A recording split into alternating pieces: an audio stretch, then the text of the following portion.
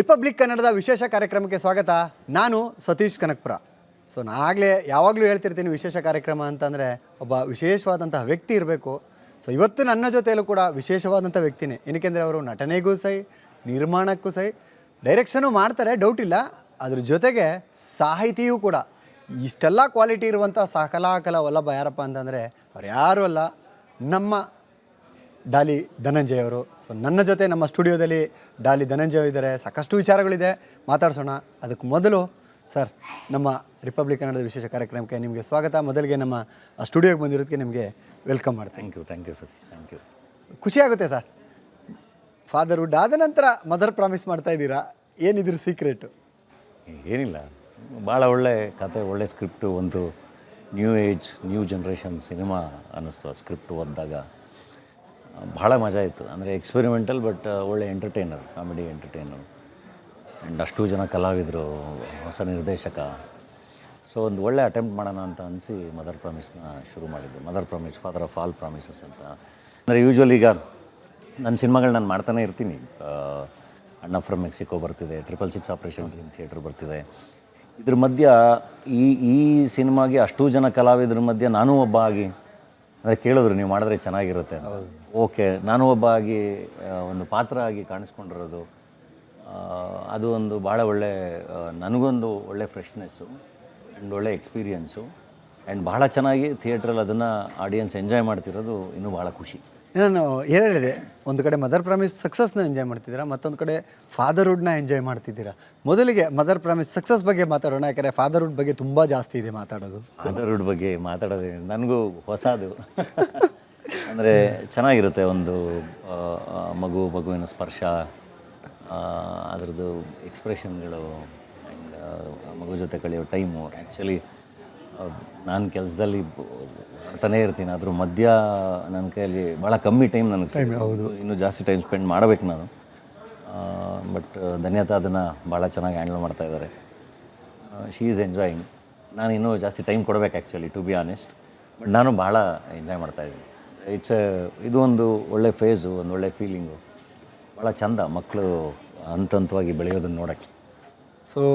ಡಾಲಿ ಅಂದರೆ ಪಕ್ಕಾ family person, ನಮಗೆ ಗೊತ್ತಿರುವಂಥದ್ದು. ಮನೆಯಲ್ಲಿ ಮೊಮ್ಮಗನ ಆಗಮನಕ್ಕೆ ಎಷ್ಟು ಎಕ್ಸೈಟ್ ಆಗಿದ್ರು, ನೀವೆಷ್ಟು ಎಕ್ಸೈಟ್ ಆದ್ರಿ? ಮಗು ಅಂತ ಅಂದರೆ ಅದೊಂದು ಬೇರೆ ಥರದ ಪ್ರಪಂಚ. ಎಲ್ಲ ಭಾಳ ಖುಷಿಯಾಗಿದ್ರು. ಮದುವೆನೇ ಯಾಕಾಗಬೇಕು, ನಾನು ಅದಕ್ಕೆ ಕೇಳಿದ್ದು. ಎಲ್ಲ ಪ್ರಶ್ನೆ ಕೇಳಿದಾಗ ನಾನು ಅದೇ ಹೇಳಿದೆ, ಏನಕ್ಕೆ ಆಗಬೇಕು ಮದುವೆ ಅಂತ ನಾನೇ ವಾಪಸ್ ಪ್ರಶ್ನೆ ಕೇಳ್ತಾ ಇದ್ದೆ. ಬಟ್ ಇವಾಗ ಚೆನ್ನಾಗಿರುತ್ತೆ ಆ ಫ್ಯಾಮಿಲಿ ಲೈಫು. ಮದುವೆ ಆದಮೇಲಿಂದು ಒಂದು ಒಳ್ಳೆ ಪಾರ್ಟ್ನರ್ ಇದ್ದಾಗಿನ ಒಂದು ಲೈಫು, ಅದಾದಮೇಲೆ ಮಗು ಆದಾಗಿನ ಒಂದು ಲೈಫ್. ಅಂದರೆ ಎಲ್ಲದೂ ಒಂದು ರೆಸ್ಪಾನ್ಸಿಬಿಲಿಟೀಸ್ ಜೊತೆನೇ ಬರುತ್ತೆ. ಬಟ್ ಐ ಥಿಂಕ್ ಆ ಫೇಸ್ಗಳನ್ನೂ ಎಲ್ಲ ಎಂಜಾಯ್ ಮಾಡಬೇಕಲ್ಲ ನಾವು. ನಾನೊಬ್ಬ ಕಲಾವಿದ ಆಗಿ, ಮನುಷ್ಯ ಆಗಿ ಆ ಎಲ್ಲ ಅನುಭವಗಳನ್ನು ಬಹಳ ಅಂದರೆ ಬಹಳ ಇಂಪಾರ್ಟೆಂಟ್, ಯಾವುದನ್ನು ಮಿಸ್ ಮಾಡ್ಕೋಬಾರ್ದು. ಮನೇಲೂ ಅಷ್ಟೇ ಎಲ್ಲ ಖುಷಿಯಾಗಿದ್ದಾರೆ. ಎಲ್ರಿಗೂ ಒಂದು ಟೆನ್ಷನ್ ಇತ್ತು, ಇವನೇನು ಮದುವೆ ಆಗಲ್ಲ ಅಂತಾನೆ, ಏನು ಮಾಡ್ತಾನೆ ಏನು ಅಂತ. ಈಗ ಮದುವೆ ಆಯಿತು, ಮಗು ಆಯಿತು, ಎಲ್ಲ ಭಾಳ ಖುಷಿಯಾಗಿದ್ದಾರೆ. ಆ್ಯಕ್ಟರ್ ಧನಂಜಯ್ ಅವ್ರ ಲೈಫಲ್ಲಿ ಡಾಕ್ಟರ್ ಧನ್ಯತಾ ಅವ್ರು ಏನಾದರೂ ಟ್ರೀಟ್ಮೆಂಟ್ ಕೊಟ್ಟು ಚೇಂಜಸ್ ಮಾಡಿದಾರಾ ಡಾಲಿಯವರ ಬದುಕನ್ನು?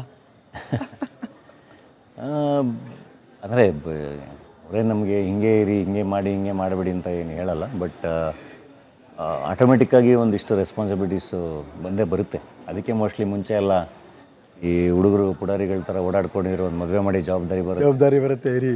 ಮೋಸ್ಟ್ಲಿ ಅದಕ್ಕೇನೆ ಅದು ಆಟೋಮೆಟಿಕ್ಕಾಗಿ ಒಂದು ರೆಸ್ಪಾನ್ಸಿಬಿಲಿಟಿ ಬಂದ್ಬಿಡುತ್ತೆ. ಒಂದು ಬದುಕಿನ ಬಗ್ಗೆ ಒಂದು ಭಯ ಬರುತ್ತೆ. ಮಗು ಆಗ್ತಿದ್ದಂಗೆ ಮತ್ತೆ ಇನ್ನೂ ಒಂದು ಭಯ ಬರುತ್ತೆ, ಬೇರೆ ಥರದ ಒಂದು ವಿಷಯ ಎಲ್ಲದ್ರ ಬಗ್ಗೆ. ಅದೆಲ್ಲದು ಮನುಷ್ಯನ ಮೋರ್ ರೆಸ್ಪಾನ್ಸಿಬಲ್ ಆಗಿಸುತ್ತೆ. ಮಕ್ಕಳು ಐ ಥಿಂಕ್ ಮೋರ್ ಹ್ಯೂಮನ್ ಆಗಿಸುತ್ತೆ. ಸರ್, ಆ್ಯಕ್ಟ್ ಮಾಡೋದು ಕಷ್ಟ ಅನ್ನಿಸ್ತಿದೆಯಾ ಡಾಲಿ ಅವ್ರಿಗೆ? ನಿರ್ಮಾಣ ಮಾಡೋದು ಕಷ್ಟ ಅನಿಸಿದೆಯಾ? ನಿರ್ಮಾಣ ಆ್ಯಕ್ಚುಲಿ ಕಷ್ಟ. ಯಾಕೆ? ಆ್ಯಕ್ಟಿಂಗು ಏನಾಗುತ್ತೆ, ನಾನೊಬ್ಬ ನಟ ಆಗಿ ನಾನು ನನ್ನ ಪಾತ್ರಕ್ಕೆ ಜೀವ ತುಂಬೋದಷ್ಟೇ ನನ್ನ ಕೆಲಸ ಇರುತ್ತೆ. ಆ್ಯಂಡ್ ಸಿನಿಮಾನ ಜನಕ್ಕೆ ತಲುಪ್ಸೋಕ್ಕೆ ನಿರ್ಮಾಪಕರ ಜೊತೆ ಕೂತು ಅವರ ಮಾರ್ಕೆಟಿಂಗ್ ಸ್ಟ್ರಾಟಜಿ ಏನಿದೆ ಅದ್ರ ಜೊತೆ ಇನ್ನೆಲ್ಲ ಕೆಲಸನೂ ನಿರ್ದೇಶಕರು ಅವ್ರ ಕೆಲಸ ಮಾಡ್ತಾರೆ, ನಿರ್ಮಾಪಕರು ಅವ್ರ ಕೆಲಸ ಮಾಡ್ತಾರೆ, ಎಲ್ಲರೂ ಅವ್ರ ಕೆಲಸ ಮಾಡ್ತಾರೆ. ನಟನಾಗಿ ನಾನು ನನ್ನ ಕೆಲಸನ ನಿಭಾಯಿಸ್ಕೊಂಬರ್ತಾ ಇರ್ತೀನಿ. ಬಟ್ ನಿರ್ಮಾಣ ಅಂತ ಬಂದಾಗ ಐ ಥಿಂಕ್ ಅಲ್ಲಿ ಎಲ್ಲವನ್ನೂ ನಿಭಾಯಿಸ್ಬೇಕಲ್ಲ. ಅದು ಆ್ಯಕ್ಚುಲಿ ಕಷ್ಟದ ಕೆಲಸ. ಆ್ಯಂಡ್ ಕಲಾವಿದರಾಗಿ ನಮಗೇನಾಗುತ್ತೆ, ನಾವು ಆ್ಯಕ್ಚುಲಿ ಒಳ್ಳೆ ವ್ಯಾಪಾರಸ್ಥರಾಗಿರಲ್ಲ. ಕಲಾವಿದರು ಸಂಭಾವನೆ ತಗೊಂಡು ಸೆಟ್ಲ್ ಆಗಿಬಿಟ್ಟಿರ್ತೀವಿ. ತುಂಬ ಜನ ಇರ್ತಾರೆ ಆ ಥರನೂ. ಬಟ್ ಪರ್ಸ್ನಲಿ ನನಗೆ ಅಂತ ಒಳ್ಳೆ ಬಿಸ್ನೆಸ್ ಮ್ಯಾನ್ ಅಲ್ಲ ನಾನು. ನಮಗೆ ಏನೋ ಕೆಲಸ ಮಾಡ್ತೀವಿ, ಅದಕ್ಕೊಂದು ಸಂಭಾವನೆ ತೊಗೋತೀವಿ, ಬದುಕನ್ನು ನೀಟಾಗಿ ಅದಕ್ಕೆ ತಕ್ಕಂಗೆ ಬದುಕನ್ನು ಕಟ್ಕೊಂಡು ಹೋಗೋದಷ್ಟೇ ಗೊತ್ತಿರುತ್ತೆ. ನಿರ್ಮಾಣ ಅಂತ ಬಂದಾಗ ವ್ಯಾಪಾರ ಗೊತ್ತಿರಬೇಕಾಗುತ್ತೆ, ಒಂದು ಪ್ರಾಡಕ್ಟ್ನ ಎಷ್ಟು ಚೆನ್ನಾಗಿ ಸೆಲ್ ಮಾಡ್ತೀನಿ ಅಂತ ಗೊತ್ತಿರಬೇಕಾಗುತ್ತೆ. ಬಡವರ ರಾಸ್ಕಲ್, ಎಡ್ ಬುಷ್, ವಿದ್ಯಾಪತಿ, ಟಗರು ಪಲ್ಯ, ಮದರ್ ಪ್ರಾಮಿಸು, ಸಾಕಷ್ಟು ಸಿನಿಮಾಗಳು. ನಿರ್ಮಾಣದ ವಿಚಾರಕ್ಕೆ ಬಂದರೆ ಸಕ್ಸಸ್ ರೇಟ್ ಜಾಸ್ತಿ ಇದೆ ಡಾಲಿ ಧನಂಜಯ ಅವರಿಗೆ. ಹೌದು. ಏನು ಕಲ್ತ್ರಿ ನಿರ್ಮಾಣದಲ್ಲಿ? ಯಾಕಂದರೆ ಆ ಸಕ್ಸಸ್ ರೇಟ್ ಜೊತೆಗೆ ಒಂದಷ್ಟು ಕಾಲೆಳೆಯೋ ಕೆಲಸಗಳು ಕೂಡ ಡಾಲಿ ಧನಂಜಯ ಅವ್ರನ್ನ ಚಿತ್ರರಂಗದಲ್ಲಿ ಮಾಡಿಬಿಟ್ರು. ಅಂದರೆ ಕಾನ್ಫ್ಲಿಕ್ಟ್ಗಳು ಇದ್ದೇ ಇರುತ್ತೆ ಎನಿ ಗುಡ್ ಜರ್ನಿ. ಬರೀ ನನಗೆ ಅಂತಲ್ಲ, ಐ ಥಿಂಕ್ ಇಲ್ಲಿ ನಿರ್ಮಾಣ ಮಾಡ್ತಿರೋರಿಗೆ ಅಥವಾ ಆ್ಯಕ್ಟ್ ಮಾಡ್ತಿರೋರಿಗೆ ಎಲ್ರಿಗೂ ಕಾನ್ಫ್ಲಿಕ್ಟ್ಸು ಅದರದೇ ರೀತಿಲಿ ಇದ್ದೇ ಇರುತ್ತೆ. ನನಗೆ ಮುಂಚೆ ಎಲ್ಲ ಆ ಥರ ಕಾನ್ಫ್ಲಿಕ್ಟ್ಗಳು ಬಂದು ನಟನಾಗಿದ್ದಾಗ ಒಂದಿಷ್ಟು ಇರೋದು, ಅದಾದಮೇಲೆ ನಿರ್ಮಾಪಕ ಆದಾಗಿನ ಚಾಲೆಂಜಸ್ ಬೇರೆ. ಬಟ್ ಏನು ಅಂದರೆ, ಒಂದು ಕ್ಯಾಲ್ಕುಲೇಟೆಡ್ ರಿಸ್ಕ್ ತೊಗೊಂಡಿದ್ದಾಗ ಸ್ಕ್ರಿಪ್ಟ್ ಏನು ಡಿಮ್ಯಾಂಡ್ ಮಾಡುತ್ತೆ, ನಾವು ಎಷ್ಟರಲ್ಲಿ ಮಾಡ್ತೀವಿ, ಏನು ಮಾಡ್ತೀವಿ, ಆ್ಯಂಡ್ ಸಿನಿಮಾನ ಚೆನ್ನಾಗಿ ಮಾಡಿದ್ದಾಗ ಐ ಥಿಂಕ್ ಆ ಚಾಲೆಂಜಸ್ನೆಲ್ಲ ದಾಟಿ ಸಿನಿಮಾಗಳನ್ನ ಕಾಪಾಡ್ಕೋಬೋದು. ಅದು ಆಗಿದೆ ಕೂಡ. ನೋಡಿದ್ರೆ ನಾವು ಬಡವರ ರಾಸ್ಕಲ್ಲು ಥಿಯೇಟ್ರಲ್ಲಿ ಎಷ್ಟು ದೊಡ್ಡ ಸೆಲೆಬ್ರೇಷನ್ನು ಮಾಡ್ತಾಯಿದ್ವಿ ಅಂತ ಅಂದರೆ, ಟ್ವಿಟರ್ಲೆಲ್ಲ ಒಂದಿಷ್ಟು ಕಡೆ ಈ ಸಿನಿಮಾದಲ್ಲಿ ಏನಿದೆ ಹಂಗೆ ಹಿಂಗೆ ಅಂತ ಮಾತುಕತೆ ನಡೀತಾನೆ ಇತ್ತು. ಬಟ್ ಬಡವರ ರಾಸ್ಕಲ್ ಥಿಯೇಟ್ರಲ್ಲಿ ಸೂಪರ್ ಹಿಟ್ ಆ್ಯಂಡ್ ಟಿ ವಿಲಿ one of the highest TRP ಸಿನಿಮಾ. ಆ್ಯಂಡ್ ಇವನ್ ಎಡ್ ಬುಷ್ದೇನೆ ಗಲಾಟೆ ನಡೀತಿದ್ರು ಒಳ್ಳೆ ಓಪನಿಂಗ್ ಸಿಕ್ಕಿದಂಥ ಸಿನಿಮಾ. ಓಪನಿಂಗು ಥಿಯೇಟ್ರಲ್ಲಿ ಅಮೇಜಿಂಗ್ ಪರ್ಫಾರ್ಮೆನ್ಸು, ZEE5 ಡಿಜಿಟಲಲ್ಲಿ amazing performance, and Tagaru Palya ಎಲ್ಲ ಕಡೆ ಒಳ್ಳೆ ಎರಡರಲ್ಲೂ ನಾನು ಲೀಡು. ಟಗರು ಪಲ್ಯದಲ್ಲಿ ನಾನು ಇರಲಿಲ್ಲ, ನಾನು ಬರೀ ಪ್ರೊಡ್ಯೂಸರ್ ಅಷ್ಟೇ. ಬಟ್ ಅದೆಷ್ಟು ಚೆನ್ನಾಗಿ ಅದ್ರ ಬಗ್ಗೆನೂ ಡಿಸ್ಕಷನ್ ನಡೀತಾನೆ ಇತ್ತು. ಅಂದರೆ ಸಿನಿಮಾಗಳು ಹೆಂಗೆ ಇದ್ರೂ there will be positives and there will be negatives. Ultimately ಅದನ್ನು ಮೀರಿ ಸಿನಿಮಾಗಳು ಗೆದ್ದಾಗಿದೆಯಲ್ಲ, ಅದು ಬಹಳ ಖುಷಿ ಕೊಡುತ್ತೆ. ಅಂದರೆ ಅಲ್ಲೆಲ್ಲೋ ಕೂತ್ಕೊಂಡು ಮಾತಾಡ್ತಿರೋರಿಗೆ ನಾವು ಇಷ್ಟು ವ್ಯಾಪಾರ ಮಾಡಿದ್ದೀವಿ ಮಾಡಿಲ್ಲ ಅಂತ ಪ್ರೂವ್ ಮಾಡ್ಕೊಳ್ಳೋ ಅವಶ್ಯಕತೆ ಏನಿರಲ್ಲ, ಅಥವಾ ಫೇಕಾಗಿ ಅನೌನ್ಸ್ ಮಾಡ್ಕೊಳ್ಳೋ ಅವಶ್ಯಕತೆಯೂ ಇರಲ್ಲ. ನಮ್ದು ಅಷ್ಟೊಂದಾಗೋಯ್ತು ಇಷ್ಟೊಂದಾಗೋಯ್ತು ಅಂತ. ನಾನು ಅದು ಯಾವ ಜರ್ನಿಲೂ ಇಲ್ಲ. ನನ್ನ ಜರ್ನಿ ಇರೋದು, ನಾನು ಪ್ರೊಡಕ್ಟಿವ್ ಆಗಿ ನಾನು ಏನು ಮಾಡ್ತಾಯಿದ್ದೀನಿ, ನಾನು ನಟನಾಗಿ ನಾನು ಎಷ್ಟು ಬೆಸ್ಟ್ ಕೆಲಸ ಮಾಡ್ತೀನಿ, ಎಂತೆಂಥ ಒಳ್ಳೊಳ್ಳೆ ಟೀಮ್ಗಳ ಜೊತೆ ಕೆಲಸ ಮಾಡ್ತೀನಿ, ನಾನು ನಿರ್ಮಾಪಕನಾಗಿ ಎಷ್ಟು ಪ್ರತಿಭೆಗಳನ್ನ ನರಿಷ್ ಮಾಡ್ತೀನಿ, ಏನು ಪ್ಲ್ಯಾಟ್ಫಾರ್ಮ್ ಕ್ರಿಯೇಟ್ ಮಾಡೋಕ್ಕಾಗತ್ತೆ, ಎಷ್ಟು ಒಳ್ಳೆ ಕತೆ ಹೇಳೋಕ್ಕಾಗುತ್ತೆ. ಆ್ಯಂಡ್ ವರ್ಸ್ಟ್ ಕೇಸ್ ಹಾಕಿರೋ ದುಡ್ಡು ಬಂದ್ರೂ ಸಾಕು ನಮಗೆ. ಅದ್ರ ಮೇಲೆ ಬಂದರೆ ಲಾಭ, ಬೇರೆ ಹಾಕಿರೋದು ಬಂದ್ರೂ the system will run again.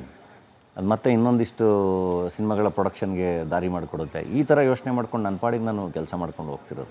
Mother promise ಅಂತ ಬಂದಾಗ ನಾನು ನೋಡಿರಂಗೆ ಇತ್ತೀಚೆಗೆ ಆ ಸಿನಿಮಾ ಬಗ್ಗೆ ಆಡಿಯನ್ಸೇ ನೋಡಿ ತುಂಬ ಚೆನ್ನಾಗಿ ಎಷ್ಟು ವೀಡಿಯೋಗಳು ಇದು ಎಲ್ಲ ರಿಯಾಕ್ಷನ್ಗಳೆಲ್ಲ ಮಾಡಿ ಹಾಕಿದ್ದಾರೆ ಅಂದರೆ ಸಖತ್ತಾಗಿ ಮಾತಾಡಿದ್ದಾರೆ, ಸಖತ್ತಾಗಿ ಮಾಡಿ ಹಾಕಿದ್ದಾರೆ. ಸೊ ಅದನ್ನು ಭಾಳ ಚೆನ್ನಾಗಿ ಎಂಜಾಯ್ ಮಾಡ್ತಾಯಿದ್ದೆ ನಾನು. ಆ್ಯಂಡ್ ನಮಗೆ ಭಾಳ ಚೆನ್ನಾಗಿ ಆಗ್ತಿತ್ತು ಕೂಡ. ಇದ್ರ ಮಧ್ಯ ಅದು ಅಂದರೆ ಸುಮ್ಮನೆ ಏನೋ ಒಂದು ಶುರು ಮಾಡಿಬಿಡೋದಿದೆಯಲ್ಲ, ಜನ ಎದ್ದೋಗ್ಬೇಕಾದ್ರೆ ಆ ಥಿಯೇಟ್ರದ್ದು ಇದಾಕಿ ಇದು ಹಂಗಿದೆ ಹಿಂಗಿದೆ ಕಚ್ಚಡ ಸಿನಿಮಾನು ಕಚ್ಚಡ ಸಿನಿಮಾ ಅಲ್ಲ ಅದು. ಅಲ್ಲಿ ಪಾಪ ಅಷ್ಟು ಜನ ಕಲಾವಿದರು, 36 ಜನ ಕಲಾವಿದರು ಆ್ಯಂಡ್ ಎಲ್ಲ ಹೊಸಬ್ರು, ಇದು ಎಲ್ಲ ಭಾಳ ಸಿನಿಮಾ ಭಾಳ ಚೆನ್ನಾಗಿದೆ. ಸೊ ಅದಕ್ಕೆ ಹೇಳಿದ್ದನು ನ್ಯೂ ಏಜ್ ಫಿಲ್ಮ್ ಅಂತ. ಅಂದರೆ 100 ಜನ ನೋಡಿದ್ರೆ 10 ಜನಕ್ಕೆ ಅದು ಅರ್ಥ ಆಗ್ದಲೇ ಇರ್ಬೋದು ಅಥವಾ ಏನೋ ಅನಿಸ್ದಲೇ ಇರ್ಬೋದು. ಬಟ್ ಇನ್ನು 90 ಜನ ಥಿಯೇಟ್ರಲ್ಲಿ ಭಾಳ ಚೆನ್ನಾಗಿ ಎಂಜಾಯ್ ಮಾಡ್ತಾಯಿದ್ದಾರೆ, ಭಾಳ ಚೆನ್ನಾಗಿ ನಗ್ತಾ ಇದ್ದಾರೆ. ಪರ್ಸೆಂಟೇಜ್ ಜಾಸ್ತಿ ಇದೆ, ಸಕ್ಸಸ್ ಸಿನಿಮಾ. ಹೌದು, ಅದ್ರದ್ದು ವಿಜುವಲ್ಸು ಇದು ಎಲ್ಲ ಅಂದರೆ ಜನನೇ ಹೇಳಿರೋ ವಿಜುವಲ್ಸೇ ಸೋಷಿಯಲ್ ಮೀಡಿಯಾ ತುಂಬ ಇದೆ. ಬಟ್ ನಿಮ್ಗೇನಾಗುತ್ತೆ, ನೆಗೆಟಿವ್ ಅನ್ನೋದು ಬೇಗ ಸ್ಪ್ರೆಡ್ ಆಗುತ್ತೆ. ಅಂದರೆ it's not only about mother promise. And ಅದು ನನಗೆ ಅಡ್ರೆಸ್ ಮಾಡೋಕ್ಕೂ ಇಷ್ಟ ಇರಲಿಲ್ಲ, ಬಿಟ್ಟಾಕಿದ್ದೆ. ಅಯ್ಯೋ ಬಿಡ್ರಿ, ಸಿನಿಮಾ ಚೆನ್ನಾಗಾಗಬೇಕಷ್ಟೇ, ಜನ ಬರ್ತಿದ್ದಾರೆ ಸಾಕು ಅಂತ. ಬಟ್ ಏನಾಗ್ತಿದೆ, this is not about only one film. ಇದು ಇಡೀ ಇಂಡಸ್ಟ್ರಿಗೆ ಕನ್ಸರ್ನ್ ಇದು. ಅಂದರೆ ಈ ಸಿನಿಮಾಗೆ ಅಂತಲ್ಲ, ತುಂಬ ಸಿನಿಮಾಗಳಿಗಿದು ನಡೀತಾನೆ ಇರುತ್ತೆ. ಯಾವ್ದಾದ್ರು ಒಂದು ಸಿನಿಮಾ ಹೈಪ್ ಆಗಿದೆ ಅಂದರೆ ಆ ಸಿನಿಮಾ ಬಗ್ಗೆ ಇಮಿಡಿಯೇಟಾಗಿ ಒಂದು ನೆಗೆಟಿವ್ ಟಾಕ್ನ ರನ್ ಮಾಡೋಕ್ಕೆ ಶುರು ಮಾಡ್ತಾರೆ. ಅದಕ್ಕೇ ಎಲ್ಲರೂ ಕೋರ್ಟಿಂದ ಆರ್ಡ್ರ್ ತಂದುಬಿಟ್ಟು ಈ ಥರದ್ದು ನೆಗೆಟಿವ್ ವೀಡಿಯೋಸ್ ಅದು ಇದೆಲ್ಲ ಮಾಡ್ತಾರೆ ಅಂತಲೇ ಅದನ್ನೆಲ್ಲ ಮಾಡದೇ ಇರೋಂಗೆ ಮಾಡಿಬಿಡ್ತಾರೆ. Even if they do it will get deleted ಆ ಥರ. ಸೊ ಐ ಥಿಂಕ್ ಆ ಸಿಸ್ಟಮ್ಗೆ ನೆಕ್ಸ್ಟಿಂದ ನಾವು ಹೋಗ್ಬೇಕಾ ಅಂತ. ಅಂದರೆ ಒಂದು ವಾಟ್ ಎವರ್ ದ ರಿಸಲ್ಟ್ಸ್, ನಿಮ್ಗೆ ಸಿನಿಮಾ ಇಷ್ಟ ಆಗುತ್ತೋ ಬಿಡುತ್ತೋ, ಇಷ್ಟ ಆಗಲಿಲ್ಲ ಅಂದರೆ ಇಷ್ಟ ಆಗಲಿಲ್ಲ, ಇಸ್ ಫೈನ್. ಬಟ್ ಒಂದು ಸಿನಿಮಾನ ಕಂಪ್ಲೀಟಾಗಿ ಹೊಡೆದಾಕತ್ತಿದೆಯಲ್ಲ, ಅದು ಅದು ಅದು ಅದು ಅದು that should not be done. ನಾನು ಆ್ಯಕ್ಟ್ರಾಗಿ ಆರಾಮಾಗಿ ನನ್ನ ಪಾಡಿಗೆ ನಾನು ಬದುಕು ಕಟ್ಕೊಂಡು ನಾನು ಆರಾಮಾಗಿ ನನ್ನ ಸ್ಟ್ರೆಸ್ನ ಕಮ್ಮಿ ಮಾಡಿಕೊಂಡು ನನ್ನ ಲೈಫ್ ಎಂಜಾಯ್ ಮಾಡ್ಕೊಂಡು ಇರ್ಬೋದು. But I am trying to make difference year. ಅದನ್ನು ಅಪ್ರಿಷಿಯೇಟ್ ಮಾಡಬೇಕು. ಅಪ್ರಿಷಿಯೇಟ್ ಮಾಡೋಕ್ಕಾಗಲಿಲ್ಲ ಅಂದ್ರೂ, ಕಾಂಪ್ಲಿಮೆಂಟ್ ಮಾಡೋಕ್ಕಾಗಲಿಲ್ಲ ಅಂದ್ರೂ ತೊಂದರೆ ಕೊಡಬಾರ್ದು. ಆರಾಮಾಗಿರಬೇಕು. ನಿಮಗೆ ನಾನು ಇಷ್ಟ ಇಲ್ವಾ, ಇಟ್ಸ್ ಓಕೆ, ಆರಾಮಾಗಿರಿ. ಬಟ್ ಅಲ್ಲಿತ್ತು ಒಂದು ಇಷ್ಟು ಜನ ಇದ್ದಾರಲ್ಲ, ಅಷ್ಟು ಜನದ ಕೆಲಸ ಇದೆಯಲ್ಲ, ಎಲ್ಲ ಅಪ್ರಿಷಿಯೇಟ್ ಮಾಡಬೇಕು. ಸೊ ಅದು ಯಾರು ಮಾಡ್ತಿದ್ದಾರೆ, ಏನು ಮಾಡ್ತಿದ್ದಾರೆ ನಂಗೆ ಗೊತ್ತಿಲ್ಲ. ಅದು ದಿಸ್ ಈ ಬಿಕಾಸ್ ಆಫ್ ಅಂದರೆ ಸೋಷಿಯಲ್ ಮೀಡಿಯಾ ಇರೋದ್ರಿಂದ ನಾವು ಅದನ್ನು ಟ್ರ್ಯಾಕು ಮಾಡೋಕ್ಕಾಗಲ್ಲ. ಯಾರು ಏನು ಯಾಕೆ ಹಿಂಗೆ ಮಾಡ್ತಾರೆ ಅಂತ. They will be lot of reasons. ಆಮೇಲೆ ಎಂತೆಂಥ ಲೆಜೆಂಡ್ರಿ ಕ್ಯಾರೆಕ್ಟರ್ಗಳನ್ನೇ ಬಿಟ್ಟಿಲ್ಲ. ನಾವೆಲ್ಲ ಏನಲ್ವೇ ಅಲ್ಲ, ನಮ್ಮನ್ನು ಟಾರ್ಗೆಟ್ ಮಾಡೋದು ಇನ್ನೂ easy actually. So it's okay, ಅದ್ರ ಜೊತೆನೇ ಜರ್ನಿ ಮಾಡಬೇಕು. ಅದನ್ನು ಆರಾಮಾಗಿ ನಗಾಡ್ಕೊಂಡೇ ಮಾಡ್ತೀನಿ ಖುಷಿಯಾಗಿ. ಸಾಕಷ್ಟು ಸಿನಿಮಾಗಳು ಬರ್ತಿರ್ತವೆ, ಸಾಕಷ್ಟು ನಟರುಗಳಿಗೂ ಫೇಸ್ ಮಾಡ್ತಿರ್ತಾರೆ. ಹೆಡ್ಡು ಪುಷ್ ಸಿನಿಮಾ ನಂತರ ಯಾವುದೋ ಒಂದು ವರ್ಗ ಡಾಲಿಯವರ ವಿರುದ್ಧ ನಿಂತಿದೆಯಾ ಅಥವಾ ಡಾಲಿಯವರ ಸಿನಿಮಾಗಳ ವಿರುದ್ಧ ನಿಂತಿದೆಯಾ ಅನ್ನುವಂಥ ಒಂದು ಪ್ರಶ್ನೆ ಇದೆ sir. I have friends everywhere. ನನಗೆ ಎಲ್ಲ ಕಡೆಯಿಂದನೂ ಎಲ್ಲ ಥರದ ಫ್ರೆಂಡ್ಸು ಇದ್ದಾರೆ. ಎಲ್ಲ ಥರದ ವಿಚಾರಗಳನ್ನೂ ಪರ ವಿರೋಧ ಎಲ್ಲ ಡಿಸ್ಕಸ್ ಮಾಡುವಂಥ ಫ್ರೆಂಡ್ಸು ಇದ್ದಾರೆ. ಆ ಥರ ಒಂದು ವರ್ಗ ನಿಂತಿದೆಯಾ ಅದು ಐ ಡೋಂಟ್ ಥಿಂಕ್ ಸೊ. ಯಾಕೆಂದ್ರೆ ನನ್ನ ಸಿನಿಮಾ ನೋಡೋಕ್ಕೆ ಬರೋರು ನನ್ನ ಫ್ಯಾನ್ಸು, ನನ್ನ ಅಭಿಮಾನಿಗಳು ಅಥವಾ ನನ್ನ ಫ್ರೆಂಡ್ಸು, ನನ್ನ ಕ್ಲೋಸ್ ಫ್ರೆಂಡ್ಸಲ್ಲೇ ಎಲ್ಲ ಥರದ ವಿಚಾರಗಳ ಫ್ರೆಂಡ್ಸು ಇದ್ದಾರೆ. ವಿಶ್ವಾಸದಲ್ಲೇ ವಿಷಯ ಇರುತ್ತೆ ಸರ್ ಕೆಲವೊಂದು ಸಲ. ಸೊ ಹಾಗಾಗಿ ನನಗೆ ಆ ಥರ ಏನೋ ನನ್ನ ವಿರುದ್ಧ ಒಂದು ಪಡೆಯೇ ಇದೆ ಅನ್ನೋ ಥರದ್ದೇನಿಲ್ಲ. ಬಟ್ ಐ ಡೋಂಟ್ ನೋ, ಅಂದರೆ ಒಂದೇನೋ ಒಳ್ಳೇದಾಗ್ತಿದೆ ಅನ್ಬೇಕಾದ್ರೆಲ್ಲ ಸ್ವಲ್ಪ ಎಳೆದಾಡ್ತಾ ಇರ್ತಾರೆ. ನಾನು ಅದನ್ನು ಮೊದಲೆಲ್ಲ ಆದರೆ ಅದನ್ನ ಸ್ವಲ್ಪ ಟೆನ್ಷನ್ ತೊಗೋತಾ ಇದ್ದೆ. ಇವಾಗ ಮಜಾ ತೊಗೋತೀನಿ. ಪಾಪ ಎಲ್ಲೋ ಸೋಷಿಯಲ್ ಮೀಡ್ಯಾದಲ್ಲಿ ಅದೇನೋ ಮಾಡ್ಕೊಂಡೇನೋ ಮಾಡ್ತಿರ್ತವೆ, ಮಾಡಲಿ ಬಿಡು, ಏನು ಮಾಡೋಕ್ಕಾಗತ್ತೆ. ಅಂದರೆ ಐ ಪಿಟಿ ದೆಮ್. ಅಂದರೆ ನಿಮ್ಮ ಬದುಕನ್ನು ನೀವು ಆರಾಮಾಗಿ ಎಂಜಾಯ್ ಮಾಡ್ದಲೆ ಅಲ್ಲೆಲ್ಲೋ ಕೂತ್ಕೊಂಡು ಬೇರೆಯವ್ರ ಬದುಕಿನ ಅದು ಇದು ಅವರಿವರ ಬದುಕು ಅದ್ರ ಬಗ್ಗೆನೇ ತಲೆ ಕೆಡ್ಸ್ಕೊಂಡು ಕೂತಿದ್ದೀರಾ ಅಂದರೆ ಆ ಟೈಮಲ್ಲಿ ಐ ಥಿಂಕ್ ನೀವು ಆರಾಮಾಗಿ ನಿಮ್ಮ ತಂದೆ ತಾಯಿ ಜೊತೆ, ನಿಮ್ಮ ಹೆಂಡತಿ ಮಕ್ಳ ಜೊತೆ, ನಿಮ್ಮ ಫ್ರೆಂಡ್ಸ್ ಜೊತೆ ಟೈಮ್ ಸ್ಪೆಂಡ್ ಮಾಡ್ಬೋದಲ್ಲ, ಆರಾಮಾಗಿ ಖುಷಿಯಾಗಿರ್ಬೋದಲ್ಲ. ಸೊ ಇನ್ಸ್ಟೆಡ್ ಆಫ್ ಕೂತ್ಕೊಂಡು ಯಾರ ಬಗ್ಗೆನೋ ಕೆಟ್ಟದಾಗ ಮಾತಾಡೋಕ್ಕೆ, ಕೆಟ್ಟದಾಗ ವೀಡಿಯೋ ಮಾಡೋಕ್ಕೆ, ಕೆಟ್ಟದಾಗೇನೋ ಇದು ಮಾಡೋಕ್ಕೆ, ಟಾರ್ಗೆಟ್ ಮಾಡೋಕ್ಕೆ, ಅದು ಅಂದರೆ ನಾವು ತುಂಬ ವಿಷ ಕಾರ್ತಾ ಹೋದಷ್ಟು ಆ ವಿಷ ನಮ್ಮನ್ನೇ ತಿಂತಾ ಹೋಗುತ್ತೆ. ಸೊ ಅದಕ್ಕೆ ನಾನು ಒಳಗಿಲ್ಲಿ ಏನೂ ಇಟ್ಕೊಳ್ಳಲ್ಲ. ನಾನು ಆ್ಯಂಡ್ ಇಫ್ ಎಟ್ ಆಲ್ ಅವ್ರು ಆ ಥರದವ್ರು ಏನಾದರೂ ಎದುರುಗಡೆ ಸಿಕ್ಕರೆ I want to hug them. ನನಗೊಂದು ಸರಿ ತಬ್ಕೋಬೇಕು ಅನಿಸುತ್ತೆ. ಅಟ್ಲೀಸ್ಟ್ ಅವ್ರಿಗೆ ಆ ಒಂದು ತಬ್ಬುವಿಕೆಯ ಸ್ಪರ್ಶ ಏನಾದರೂ ಅವ್ರಿಗೆ ಒಂದು ಸ್ನೇಹನ ಬೆಳೆಸೋಕ್ಕಾದ್ರೆ ಬದಲಾವಣೆ ಭಾಳ ಖುಷಿಯಾಗುತ್ತೆ. ಅಂದರೆ ಒಂದು ಹಗ್ಗಿದೆಯಲ್ಲ, ಅದು ಭಾಳಷ್ಟು ವಿಚಾರಗಳನ್ನ ಏನು ಸಾಲ್ವ್ ಮಾಡಬಲ್ಲದು. ಒಂದು ಹ್ಯಾಂಡ್ ಶೇಕು, ಒಂದು ಹಗ್ಗು, ಒಂದು ಪ್ರೀತಿಯಿಂದ ಒಂದು ಮಾತಾಡೋದೆಲ್ಲ ಇದೆಯಲ್ಲ, ಅದು ಭಾಳಷ್ಟು ವಿಚಾರಗಳನ್ನ ಸಾಲ್ವ್ ಮಾಡ್ಬೋದು. ಆ್ಯಕ್ಚುಲಿ ಮದರ್ ಪ್ರಾಮಿಸ್ ಕ್ಲೈಮ್ಯಾಕ್ಸೇ ಇದು, ಹೋಗಿ ನೋಡಿ. Okay sir. ಮದರ್ ಪ್ರಾಮಿಸ್ ಕ್ಲೈಮ್ಯಾಕ್ಸೇ ಸ್ನೇಹ, ಪ್ರೀತಿ, ಬಾಂಧವ್ಯದ ಬಗ್ಗೆನೇ ಇರೋದು. ಆ್ಯಂಡ್ ಅದು ಬಹಳ ಹ್ಯೂಮರಸ್ ಆಗಿ, ಬಹಳ ಬ್ಯೂಟಿಫುಲ್ಲಾಗಿ ಹೇಳಿದ್ದಾರೆ ನಿರ್ದೇಶಕರು. ಸರ್, ಒಂದು ನಟ ಸೂಪರ್ ಸ್ಟಾರ್ ಆಗೋದಕ್ಕೆ, ಒಂದು ಸಿನಿಮಾ ಸೂಪರ್ ಹಿಟ್ ಆಗೋದಕ್ಕೆ ಪ್ರೇಕ್ಷಕರು ಬೇಕು, ಪ್ರೇಕ್ಷಕನ ನಟರ ಅಭಿಮಾನಿಗಳು ಬೇಕು. ಸ್ಟಾರ್ಗಳ ಅಭಿಮಾನಿ ಓಕೆ, ಅಭಿಮಾನ ಓಕೆ, ಅಭಿಮಾನಿಗಳು ಓಕೆ, ಆದರೆ ಸ್ಟಾರ್ ಫ್ಯಾನ್ಸ್ಗಳ ವಾರಿ ಯಾಕೆ? ಎಷ್ಟು ಎಫೆಕ್ಟ್ ಇದೇ ಸ್ಟಾರ್ಗಳನ್ನ, ನಟರನ್ನ ಸ್ಟಾರ್ ಮಾಡೋದು ಇದೇ ಫ್ಯಾನ್ಸ್ಗಳು, ಒಂದು ಸ್ಟಾರ್ ಸಿನಿಮಾನ ಮತ್ತೆ ನೆಲ ಕತ್ಸೋದು ಕೂಡ ಇದೇ star fans war. Healthy competition is fine. ನಾನು ಹೇಳೋದು, ಈಗ ಆಯಿತು, ನನ್ನ ಹೀರೋ ಚಂದ, ನನ್ನ ಸಿನಿಮಾ ಚಂದ, ಒಂದು ಹೆಲ್ದಿ ಕಾಂಪಿಟೇಷನ್ ಓಕೆ. ಬಟ್ ಎದುರುಗಡೆದು ಸಿನಿಮಾ ಚೆನ್ನಾಗಿದ್ದಾಗ ಅದನ್ನು ಕೂಡ ಆ್ಯಸ್ ಅ ಸಿನಿಮಾ ಸೆಲೆಬ್ರೇಟ್ ಮಾಡಬೇಕು. ಆ ಹೆಲ್ದಿ ಕಾಂಪಿಟೇಷನ್ ಹೋಗಿ ಅದೇನಾದರೂ ಎದುರುಗಡೆಯವ್ರದ್ದು ಚೆನ್ನಾಗಾಗಲೇಬಾರ್ದು ಎಳಿಬೇಕು, ಅಥವಾ ಇವ್ರದ್ದೇನೋ ಚೆನ್ನಾಗಾಗಲೇಬಾರ್ದು ಎಳಿಬೇಕು, ಅವ್ರದ್ದೇನೋ ಚೆನ್ನಾಗಾಗಲೇಬಾರ್ದು ಎಳಿಬೇಕು ಅಂತ ಹೋದರೆ ಅದು ಹೆಲ್ದಿಯಾಗಿ ಇರೋದೇ ಇಲ್ಲ. ಅದು ಸಿನಿಮಾಗೆ ಎಫೆಕ್ಟ್ ಮಾಡುತ್ತೆ, ಸ್ಟಾರ್ಸ್ಗೂ ಎಫೆಕ್ಟ್ ಮಾಡುತ್ತೆ, ಇಂಡಸ್ಟ್ರಿಗೆ ಎಫೆಕ್ಟ್ ಮಾಡುತ್ತೆ, ಓವರಾಲಾಗಿ ಎಲ್ರಿಗೂ ಎಫೆಕ್ಟ್ ಮಾಡುತ್ತೆ. ಸೊ ಯಾವಾಗಲೂ ಕೈ ಹಿಡ್ಕೊಂಡು ನಡೆದ್ರೆ ಭಾಳ ದೂರ ನಡಿಬೋದು. ಸರ್, ನಾನು ಆಗಲೇ ಕೇಳ್ತಾ ಇದ್ದೆ ಸರ್, ಎಲ್ಲರ ಜೊತೆಲೂ ಸಿನಿಮಾ ಆ್ಯಕ್ಟ್ ಮಾಡಿದ್ದೀರಾ, ಸುದೀಪ್ ಸರ್ ಜೊತೆ ಒಬ್ಬರ ಜೊತೆ ನೀವು ಆ್ಯಕ್ಟ್ ಮಾಡಿಲ್ಲ ಅಂತ. ಯಾವಾಗ ಅದು ಈಡೇರಬಹುದು? ಅಭಿಮಾನಿಗಳ ಕೋರಿಕೆ ನನ್ನ ಮುಖಾಂತರ ನಿಮಗೆ. ಅವ್ರ ಡೈರೆಕ್ಷನಲ್ಲಿ ಆ್ಯಕ್ಟ್ ಮಾಡೋದು. ಅಂದರೆ ಮ್ಯಾಂಗೋ ಪಚ್ಚದಲ್ಲಿ ನನ್ನ ಶಾರ್ಟು ಸುದೀಪ್ ಸರೇ ಡೈರೆಕ್ಟ್ ಮಾಡಿದ್ದು. ಓ ಸೂಪರ್ ಸರ್. ಇಲ್ಲ, ನೀವೇ ಅದು ಮಾಡಬೇಕು ಅಂತೇಳಿ ಕರೆದು ಮಾಡಿಸಿದ್ರು. ನಂಗೆ ಭಾಳ ಖುಷಿ ಆಯಿತು. ಅಂದರೆ ದೇರ್ ಆಲ್ ಲಿಜೆಂಡ್ಸ್ ಅಲ್ವಾ. ಸೊ ಅವರು ಕರೆದು ಒಂದು ಆ್ಯಕ್ಷನ್ ಕಟ್ ಹೇಳಿದಾಗ I was very happy. Correct, ಅವ್ರ ಜೊತೆ ಒಂದು ಆ್ಯಕ್ಟಿಂಗ್ ಬಾಕಿ ಇದೆ. ಬಾಕಿ ಇದೆ. ನಾನು ಆವಾಗಲೇ ಯಾರ್ಯಾರು ಹೆಸರು ಹೇಳಿದೆ ಎಲ್ಲರ ಜೊತೆಲೂ ಆ್ಯಕ್ಟ್ ಮಾಡಿದ್ದೀರಾ ನೀವು. ಎಲ್ಲ ಶಿವಣ್ಣ, ಅಪ್ಪು, ಉಪ್ಪಿ ಸರ್ ಜೊತೆಯಲ್ಲೂ ಇಲ್ಲ. ಉಪ್ಪಿ ಸರ್ ಜೊತೆಲಿಲ್ಲ. ಇಲ್ಲ ಉಪ್ಪಿ ಸರ್ ಜೊತೆಲಿಲ್ಲ. ದರ್ಶನ್ ಅವ್ರ ಜೊತೆ ಮಾಡಿದ್ದೀರಾ, ಧ್ರುವ ಅವ್ರ ಜೊತೆ, ನಮ್ಮ ಸಲಗ ವಿಜಯ್ ಅವ್ರ ಎಲ್ಲರ ಜೊತೆಲಿ ಆ್ಯಕ್ಟ್ ಮಾಡಿದ್ದೀರಾ. ಸುದೀಪ್ ಸರ್, ಉಪ್ಪಿ ಸರ್ ಮಾಡ್ತೀನಿ ಖಂಡಿತ. ಇಬ್ಬರೂ ಒಳ್ಳೆ ನಿರ್ದೇಶಕರು, ಒಳ್ಳೆ ಆ್ಯಕ್ಟ್ರು. ಖಂಡಿತ ಸುದೀಪ್ ಸರ್ ಖಂಡಿತ ಯಾವಾಗಲಾದ್ರು ಕರೆದು ಮಾಡಿಸ್ತಾರೆ. ಅದು ಅವ್ರ ತಲೆಯಲ್ಲಿ ಏನೋ ಒಂದು ಹೊಡ್ತಾನೇ ಇರುತ್ತೆ. ಆ್ಯಂಡ್ ಆ್ಯಕ್ಚುಲಿ ನನಗವರು ಫೋನ್ ಮಾಡಿ ಈ ಥರದ ಕತೆ ಮಾಡಿ, ನೀವು ಈ ಥರದ ಕತೆ ಮಾಡಿ ಅಂತಲೂ ಹೇಳ್ತಿರ್ತಾರೆ. ಟಿಪ್ಸ್ ಕೊಡ್ತಿರ್ತಾರ ಸರ್ ಸಿನಿಮಾ ವಿಚಾರವಾಗಿ? ಯಾವ್ದಾದ್ರು ಒಂದು ಅವ್ರ ತಲೆಗೆ ಬಂದಾಗ ಇದನ್ನು ಇದು ನೋಡಿ ನೀವು ಈ ಥರ ಮಾಡಿದ್ರೆ ಚೆನ್ನಾಗಿರುತ್ತೆ, ಈ ಥರದ ಕತೆ ಟ್ರೈ ಮಾಡಿ ಅಂತಲೂ ಎಲ್ಲ ಹೇಳ್ತಾ ಇರ್ತಾರೆ. ಡೈರೆಕ್ಷನ್ ಮಾಡ್ತೀನಿ ಅಂದರೆ ಉಪ್ಪಿ ಸರ್ಗೆ ಅಥವಾ ಸುದೀಪ್ ಸರ್ಗೆ ಏನು ಮಾಡ್ತೀರಾ ಸರ್? ಯಾಕಂದರೆ ನೀವು ಕೈ ಮುಗಿಯುವಂಗೆಲ್ಲ. ಏನಕ್ಕೆ ಅಂದರೆ ಸರ್ ಎಂಥ ಅದ್ಭುತವಾದ ಹಾಡುಗಳನ್ನ ಕೊಟ್ಟಿದ್ದೀರಾ. ಆಗಲೇ ನಾವು ಮಾತಾಡಬೇಕಾದ್ರೆ ಹಾಡು ಬರೆಯೋದು ಬೇರೆ, ಸಿನಿಮಾ ಬರೆಯೋದು, ಸಿನಿಮಾ ಡೈರೆಕ್ಟ್ ಮಾಡೋದು ಬೇರೆ. ಆ್ಯಂಡ್ ಸಿನಿಮಾ ನಿರ್ದೇಶನ ಇದೆಯಲ್ಲ, ಅದು ಬಹಳ ದೊಡ್ಡ ಜವಾಬ್ದಾರಿ, ಅದು ಬಹಳ ದೊಡ್ಡ ಕೆಲಸ. ನನಗೆ ಈಗ ನಾನು ನೋಡ್ತಾ ಇದ್ದೀನಲ್ಲ 666 ಆಪರೇಷನ್ ಡ್ರೀಮ್ ಥಿಯೇಟರ್, ಈಗ ನಮ್ಮ ಹೇಮಂತ್ ಎಲ್ಲ ಅಂದರೆ ಅವ್ರು ಯೋಚನೆ ಮಾಡೋ ರೀತಿ, ಆ ಡೀಟೇಲಿಂಗು, ಇನ್ನೊಂದು ಮತ್ತೊಂದು ಎಲ್ಲ ಅದೆಲ್ಲ ಮಾಡಬೇಕು ಅಂದರೆ ಅದೊಂದು ತಪಸ್ ಥರ ಮಾಡಬೇಕು. ನಾನು ಆ್ಯಕ್ಟಿಂಗು ಮಾಡಿಕೊಂಡು ಇದು ಮಾಡ್ಕೊಂಡು ಅದನ್ನೂ ಮಾಡ್ತೀನಿ ಅಂದರೆ ಹಂಗಾಗಲ್ಲ. It takes time.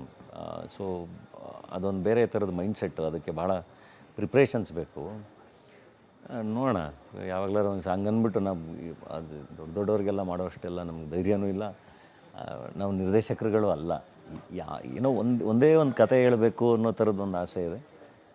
ಆ ಥರದ್ದು ಒಂದು ಅಟೆಂಪ್ಟ್ ಮಾಡ್ಬೋದು ಅಷ್ಟೆ. ಕೇಳ್ಪಟ್ಟಿದ್ದೆ ಸರ್, ತುಂಬ ಮಿಸ್ ಮಾಡ್ಕೋತಾರೆ ಅಪ್ಪು ಸರ್ ನಾನು ಡಾಲಿವುಡ್ನು ಅಂತ.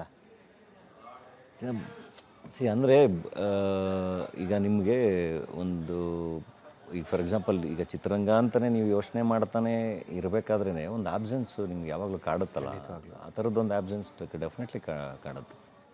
ಅವ್ರ ಆಬ್ಸೆನ್ಸು ಕಾಡುತ್ತೆ, ದರ್ಶನ್ ಸರ್ ಆಬ್ಸೆನ್ಸು ಕಾಡುತ್ತೆ. ಅಂದರೆ ಅವೆಲ್ಲವೂ ಈಗ ಸುದೀಪ್ ಸರ್ ಆಗಲಿ ಎಲ್ಲರೂ ಒಂದೊಂದು ದೊಡ್ಡ ದೊಡ್ಡ ಶಕ್ತಿಗಳಲ್ಲ. ಸೊ ಅವರೆಲ್ಲರೂ ಬಹಳ ಸ್ಟ್ರಾಂಗಾಗಿ ತುಂಬ ಚೆನ್ನಾಗಿ ನಿಂತಿದ್ದಾಗ ಅದು ಬಹಳ ಚೆನ್ನಾಗಿರುತ್ತಲ್ವ ಸರ್. ಒಂದು ಹಬ್ಬ ಅಂತ ಒಂದು ಸಿನಿಮಾ ಬಂದಿತ್ತು ಸರ್ ಕನ್ನಡದಲ್ಲಿ, ನೆನಪಿದೆ ಅನ್ಕೊಂಡು ನೋಡಿರ್ತೀರಿ. ಇಷ್ಟೊಂದು ಸಿನಿಮಾ ಪ್ರೇಮಿ ಆದರೆ ಖಂಡಿತವಾಗ್ಲೂ ನೋಡಿರ್ತೀರ. ಹೌದು ಗೊತ್ತು ನನಗೆ. ಅಂತ ಅದ್ಭುತವಾದ ಸಿನಿಮಾ ಆ ಸಿನಿಮಾ. ಹೌದು, ಆ ಥರದ ಜೇನುಗೂಡನ್ನ ನಾವು ಮತ್ತೆ ನೋಡ್ಬೋದು ಸರ್ ಕನ್ನಡ ಚಿತ್ರರಂಗದಲ್ಲಿ. ಆಗುತ್ತೆ, ಬನ್ನಿ, ಖಂಡಿತ ಆಗುತ್ತೆ. ಅಂದರೆ ಎಲ್ಲವೂ ಕೆಲಸ ಮಾಡ್ತಾ ಆಗೋದು. So I think over the time ಈಗ ಕತ್ಲಾದ್ಮೇಲೆ ಬೆಳಕು ಕೂಡ ಬರಲೇಬೇಕಲ್ಲ. ಸೊ ಎಷ್ಟೊತ್ತು ಅಂತ ಹಾಗೆ ಇರೋಕ್ಕೆ ಸಾಧ್ಯ? ಎಲ್ಲರೂ ಚೇಂಜ್ ಆಗಲೇಬೇಕು. ಆ್ಯಂಡ್ ನಾವು ಕೂಡ ಹಾಗೆ ಯೋಚನೆ ಮಾಡಬೇಕು. ಎಲ್ಲರೂ